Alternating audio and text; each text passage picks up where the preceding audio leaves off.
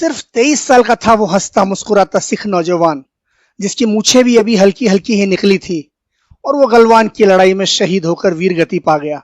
लेकिन जाने से पहले उसने वो वीरता दिखाई जिसने न सिर्फ उसकी रेजिमेंट का, न सिर्फ भारत की फौज का, न सिर्फ सिख समुदाय का, बल्कि भारत भूमि का नाम बहुत ऊंचा कर दिया।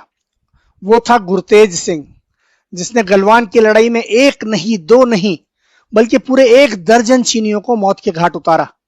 वो भी तब जब 4-4 चीनी सैनिकों ने उसे पकड़ा हुआ था। वाह रे गुरतेज, तुमने साबित कर दिया कि ऐसा क्यों कहा जाता है कि एक अकेला सिख 1.25 लाख के बराबर है। आज जब मैं शहीद गुरतेज सिंह की बहादुरी और शहादत की बात याद कर रहा हूं तो मेरी आंखों में गर्व के आंसू हैं। शहीद का वीडियो है दोस्तों, पूरा देखना और अपनी आंखों में बसा लेना। दोस्तों, ये कहानी उन चंद कहानियों में से एक है जो सीमा पर तैनात हमारी फौजों से हम तक पहुंची है। ये सरकारी जरियों से नहीं आई है, बल्कि खुद हमारे वीर जवानों ने इस बेमिसाल शहीद की कहानी एक पत्रकार सुबीर भौमिक तक पहुंचाई। हम उन्हीं के हवाले से ये कहानी बयान कर रहे हैं।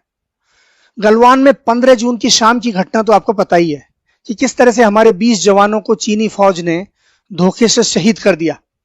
कुछ सीधे हमले में शहीद हुए तो कुछ नदी में गिर जाने की वजह से, और उसके बाद हमारी फौज को तुरंत जवाबी हमला करना था।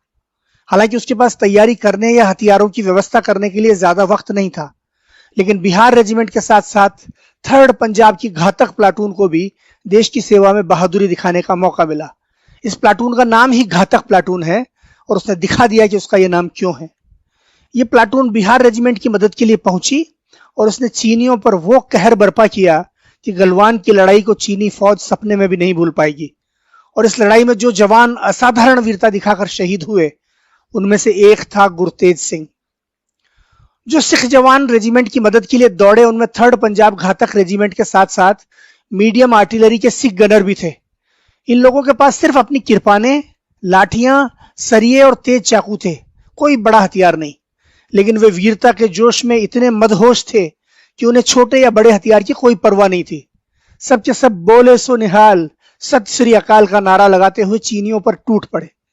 एक तरफ उनकी दहाड़ और दूसरी तरफ उनकी वीरता देखते ही बनती थी। गुरतेज के साथी जवान बताते हैं कि 4 चीनी सैनिकों ने गुरतेज पर हमला किया। उन्होंने उसे चारों तरफ से घेर लिया और उसे मारने बढ़े ही थे कि इस वीर ने बोले सो निहाल का गगन भेदी नारा लगाया और उनमें से 2 को बुरी तरह झटक कर उनकी पकड़ से बाहर निकल गया। और इसके बाद उसने जो किया वो गुरु के आशीर्वाद वाला कोई खालसा ही कर सकता है। गुरतेज ने चारों पर हमला किया और 2-2 को घसीटकर पहाड़ी के मुहाने पर ले आया और नीचे ढकेल दिया। चारों के चारों मारे गए। इस दौरान खुद गुरतेज का भी संतुलन बिगड़ गया और वो भी नीचे की तरफ फिसलने लगा, लेकिन किसी तरह एक बड़ी चट्टान का सहारा लेकर उसने खुद को नीचे गिरने से बचा लिया। 4 चीनियों को नरक के हवाले करने के बाद भी गुरतेज की दिलेरी देखिए कि वो कुछ और चीनियों पर भूखे शेर की तरह टूट पड़ा। अपनी किरपान से एक चीनी का गला रेतने के बाद गुरतेज ने उसका बड़ा हथियार छीन लिया और 7 दूसरे चीनियों को मार गिराया। इसी दौरान एक चीनी ने उसकी पीठ में तलवार घोंप दी। भारत मां के उस महान सपूत की वीरता को प्रणाम कीजिए कि वो पीछे की तरफ मुड़ा और अपने हमलावर को भी किरपान से मार गिराया। जब गलवान की खूनी लड़ाई खत्म हुई तो गुरतेज वीर गति को प्राप्त हो चुका था, लेकिन उसके हाथों मारे गए 12 चीनियों की लाशें गुरु गोविंद सिंह की इन अमर पंक्तियों की याद दिला रही थी कि 1.25 लाख से 1 लड़ाऊं तब गोविंद सिंह नाम कहाऊं। वाह रे गुरतेज, तुमने अपनी अगली पिछली पीढ़ियों का नाम स्वर्णाक्षरों में लिख दिया।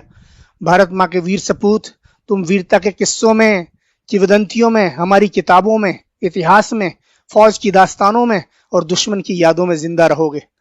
पंजाब के मानसा जिले के बीरेवाला डोगरा गांव का रहने वाला था गुरतेज सिंह। गुरतेज सिंह ने जिस स्कूल में पढ़ाई की थी अब वो स्कूल गुरतेज के नाम से ही जाना जाएगा। पंजाब सरकार ने उसका नाम बदलकर गुरतेज के नाम पर कर दिया है।